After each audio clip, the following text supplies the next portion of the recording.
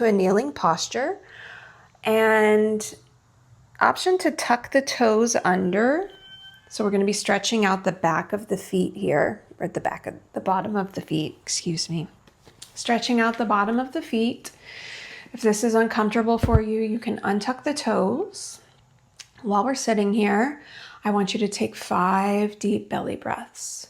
Imagine that your toes are like plugs, and we're plugged into the earth beneath us, and we're really just absorbing that grounding, stabilizing energy. 5 breaths.